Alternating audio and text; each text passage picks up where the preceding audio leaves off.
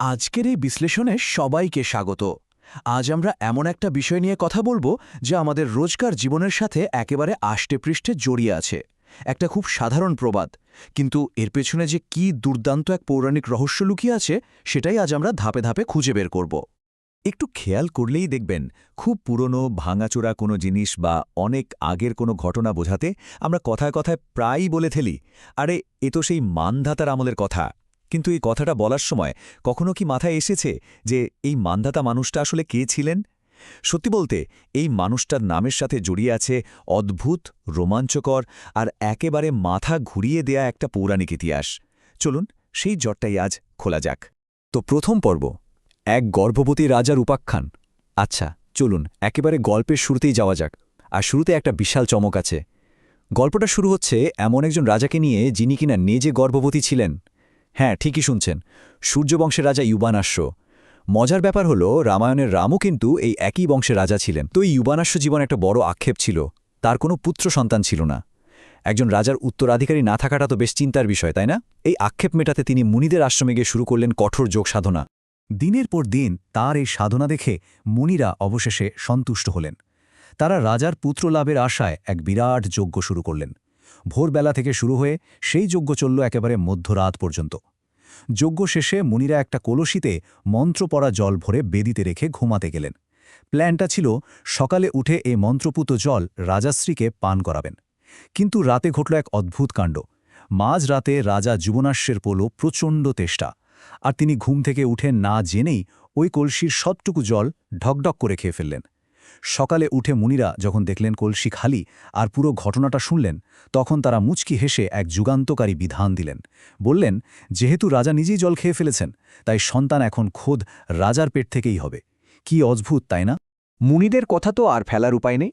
তবে তারা রাজাকে সাধারণ গর্ভাবস্থার কষ্ট থেকে বাঁচাতে একটা অলৌকিক উপায় বের করলেন। পুরো ১০০ বছরের এক দীর্ঘ গর্ভাবস্থার পর রাজা যুবানাশ্বের পেটের বাম দিক চিরে ভূমিষ্ঠ হলেন আমাদের গল্পের হিরো মানধাতা। এই ঘটনাটা পৌরাণিক সাহিত্যে এতটাই চমকপ্রদ যে বিখ্যাত লেখক দেবদত্ত পট্টনায়ক ঠিক এই প্লটের উপর ভিত্তি করেই লিখেছিলেন তার সেই বিখ্যাত বই দ্য প্রেগনেন্ট কিং। এবার আসি দ্বিতীয় পর্বে, মানধাতার অলৌকিক শৈশব আর তার রাজত্ব। এখন জন্ম তো হল, কিন্তু এরপরই শুরু হল নতুন এক ক্রাইসিস। একটা সদ্যজাত শিশু যাকে কোনো মা গর্ভেই ধারণ করেনি, সে বুকের দুধ পাবে কোত্থেকে? মাতৃস্নেহ ছাড়া এই ছোট্ট শিশুটা কিভাবে বেঁচে থাকবে, সেটাই তখন হয়ে দাঁড়াল সবচেয়ে বড় চিন্তার বিষয়।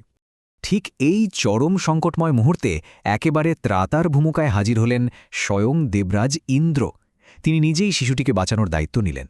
নিজের তর্জনীটা শিশুটির মুখে পুরে দিয়ে ইন্দ্র বললেন, মাম ধাস্যতে, মানে হল আমাকে পান করো। আর এই মাম ধাতা কথাটি থেকেই বাচ্চাটার নাম হয়ে গেল মানধাতা। সবচেয়ে দারুণ ব্যাপার কি জানেন? ইন্দ্রের ওই আঙুলটা থেকে অনবরত অমৃত ঝরত। সেই অমৃত পানের জাদুতে মানধাতা মাত্র একদিনেই হুড়হুড় করে বেড়ে উঠে একেবারে এক সুঠাম তরুণে পরিণত হলেন। আর শুধু শরীরেই নয়, পড়াশোনা থেকে শুরু করে অস্ত্রবিদ্যা সবকিছুতেই তিনি রাতারাতি অভাবনীয় পারদর্শিতা অর্জন করলেন। এরপর মানধাতার ব্যক্তিগত আর পারিবারিক জীবন বেশ জমজমাট হয়ে ওঠে। চন্দ্রবংশীয় রাজা শশবিন্দুর মেয়ে বিন্দুমতির সাথে তার বিয়ে হয়। তাদের ঘরে জন্ম নেয় ৩ ছেলে, পুরুকুৎসু, অম্বরীশ আর মুচুকুন্দ। আর সেই সাথে জন্মায় ৫০ জন কন্যা। ভাবা যায়, এই ৫০ জন মেয়েরই বিয়ে হয়েছিল ঋষি সৌভরীর সাথে। বাবা যুবনাশ্বের মৃত্যুর পর মানধাতা যখন সিংহাসনে বসলেন, তখন তিনি নিজেকে একজন অত্যন্ত ন্যায়পরায়ণ আর যোগ্য শাসক হিসেবে প্রমাণ করলেন। উল্লেখ করার মতো একটা বিষয় হল, ব্যক্তিজীবনে তিনি ছিলেন একজন কট্টর নিরামিষাশী। তো মানধাতার চরিত্রের সবচেয়ে গুরুত্বপূর্ণ দিকটা ছিল তার অটুট নৈতিকতা। একবার তার রাজ্যে দেখা দিল প্রচণ্ড খরা, এক ফোঁটাও বৃষ্টি নেই। মুনিদের কাছে এর কারণ জানতে চাইলে তারা এক অদ্ভুত যুক্তি দেখালেন। বললেন, রাজ্যে এক শূদ্র নাকি তপস্যা করছেন। সত্যযুগে ব্রাহ্মণ ছাড়া অন্য কারো তপস্যা করাটা নিয়ম বিরুদ্ধ ছিল, আর সেই পাপের কারণেই নাকি এই খরা। মুনিদের সোজা সমাধান ছিল ওই শূদ্রকে হত্যা করতে হবে। কিন্তু মানধাতা এই নিষ্ঠুর কথায় একেবারে বেঁকে বসলেন। স্রেফ সৃষ্টিকর্তার আরাধনা করার অপরাধে একটা মানুষের প্রাণ কেড়ে নেওয়াটা তার বিবেকে সায় দিল না। তিনি বিকল্প পথ খুঁজলেন। তখন মুনিরা তাকে ভাদ্র মাসের শুক্লা একাদশী পালন করার পরামর্শ দিলেন। প্রজাদের মঙ্গলের জন্য রাজা সানন্দে সেটা পালন করলেন। আর অবাক করা ব্যাপার হল, তার রাজ্যে সত্যি আবার শান্তির বৃষ্টি নেমে এলো। রাজ্যের ভেতরে শান্তি তো নিশ্চিত হল। এবার আসি তৃতীয় পর্বে, রাবণ আর লবণাসুরের সাথে মান্ধাতার মহাকাব্যিক লড়াই। নিজের রাজ্য সামলে রাজা মান্ধাতা এবার বেরিয়ে পড়লেন বিশ্বজয়ে। তার সামরিক শক্তি ছিল একেবারে অপ্রতিরোধ্য। একটার পর একটা যুদ্ধ জিতে তিনি প্রায় গোটা পৃথিবী নিজের দখলে নিয়ে এসেছিলেন। কিন্তু এই বিশাল জয়যাত্রায় তাকে মুখোমুখি হতে হয়েছিল সেকালের সবচেয়ে ভয়ঙ্কর কিছু যোদ্ধার। বিশ্বজয়ের পথে মান্ধাতা সবাইকে হারালেও একজনের কাছে এসে তিনি আটকে গেলেন। তিনি হলেন লঙ্কার রাজা রাবণ। সুমেরু পর্বতের রাবণের সাথে মান্ধাতার শুরু হল এক রক্তক্ষয়ী যুদ্ধ। সে এক মহাকাব্যিক লড়াই। কেউ কাউকে এক চুলো ছাড় দিচ্ছে না, একেবারে সমানে সমানে টক্কর। অনেক দিন ধরে লড়াই চলার পরও যখন কোনো ফলাফলই আসল না, তখন দুজনে যুদ্ধ থামিয়ে সন্ধি করার সিদ্ধান্ত নিলেন। আর মজার ব্যাপার হলো, ওই তিক্ত লড়াইয়ের পর রাবণের সাথে মান্ধাতার একেবারে গলায় গলায় বন্ধুত্ব হয়ে গেল। রাবণের মতো শক্তির সাথে বন্ধুত্ব হওয়ার পর মান্ধাতার কনফিডেন্স এতটাই বেড়ে গেল যে তিনি পাতাল ছেড়ে এবার সোজাসুজি স্বর্গরাজ্য জয় করার স্বপ্ন দেখে বসলেন। রীতিমতো স্বর্গ আক্রমণের প্রস্তুতি শুরু করে দিলেন। ঠিক তখন দেবরাজ ইন্দ্র, হ্যাঁ সেই ইন্দ্র যিনি একসময় তাকে আঙুল চুষিয়ে বাঁচিয়েছিলেন, তিনি এসে পথ আটকালেন। ইন্দ্র তাকে একটা শর্ত দিয়ে বললেন, আরে ভাই, তুমি তো এখনও পুরো পৃথিবী জয় করতে পারোনি। আগে রাজা মধুর ছেলে লবণাসুরকে হারিয়ে এসো, তারপর না হয় স্বর্গে হামলা করার কথা ভেবো। এখন এই লবণাসুর কিন্তু সাধারণ কোনো প্রতিপক্ষ ছিলেন না। তার কাছে এমন একটা অস্ত্র ছিল যা তাকে কার্যত অজেয় করে তুলেছিল। লবণাসুরের বাবা মধু ছিলেন ভগবান শিবের একনিষ্ঠ ভক্ত।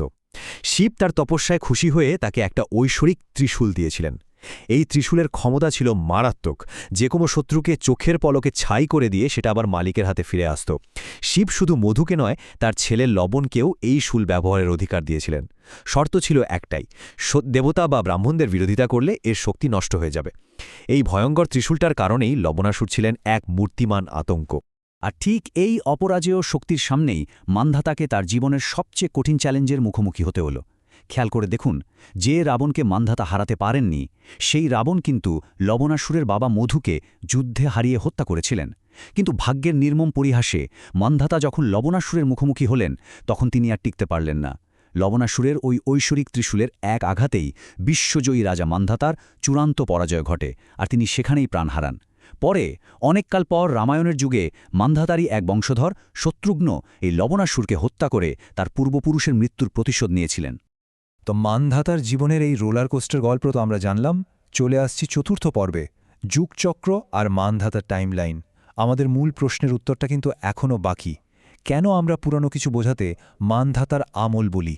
এই রহস্যের জট খুলতে হলে আমাদের একটু পৌরাণিক গণিতের দিকে তাকাতে হবে, যা দেখলে রীতিমতো মাথা ঘুরে যাবে। চলুন আমরা একটু পৌরাণিক গোয়েন্দা হয়ে সময়ের হিসাবটা মেলাই।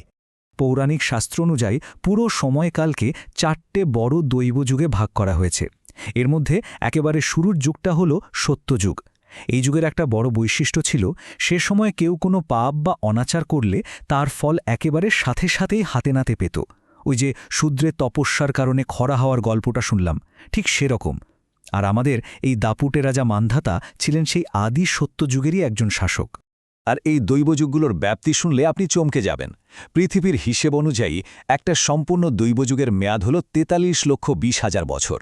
এর মধ্যে প্রথম সত্যযুগ একাই চলে 17,28,000 বছর ধরে। এরপর ত্রেতাযুগ চলে 12,96,000 বছর। তারপর আসে দাপর যুগ, যার মেয়াদ 8,64,000 বছর। আর সবশেষে বর্তমানে আমরা যে যুগে আছি সেই কলিযুগের ব্যাপ্তি হল 4,32,000 বছর। এখন এই বিশাল সংখ্যাগুলো একটু যোগ করে দেখুন তো। চোখের সামনে এমন একটা তথ্য আসবে যা আসলেই অবাক করার মতো। যেহেতু মান্ধাতা সত্যযুগের রাজা ছিলেন, আর তারপর ত্রেতা আর দাপর যুগ পার হয়ে এখন কলিযুগ চলছে, তার মানে দাঁড়াচ্ছে রাজা মান্ধাতা কম করে হলেও আজ থেকে প্রায় 35 লক্ষ বছর আগের মানুষ। হ্যাঁ, ঠিকই শুনেছেন, 35 লক্ষ বছর। তো এবার নিশ্চয়ই সব জলের মতো পরিষ্কার হয়ে গেল, তাই না? কেন খুব পুরনো ভাঙাচোরা বা সেকেলে কোনো নিয়মকে আমরা মান্ধাতার আমল বলি? কারণ 35 লক্ষ বছর আগের একটা সময়ের চেয়ে পুরনো বা সেকেলে আর কী বা হতে পারে পৃথিবীতে? ভেবে দেখলে অবাক লাগে, আমাদের প্রাত্যহিক জীবনের খুব সাধারণ একটা কথার গভীরে কিভাবে 100 বছরের গর্ভাবস্থা, আঙুল থেকে ঝরে পড়া অমৃত, বিশ্বজয়ের মহাকাব্যিক লড়াই আর লক্ষ লক্ষ বছরের এক প্রাচীন ইতিহাস লুকিয়ে আছে। আশা করি এরপর থেকে যখনই কেউ মান্ধাতার আমল কথাটা বলবে, চোখের সামনে সেই পরাক্রমশালী রাজা মান্ধাতার রোমাঞ্চকর গল্পটা ঠিকই ভেসে উঠবে। আজকের বিশ্লেষণ আমরা এখানেই শেষ করছি।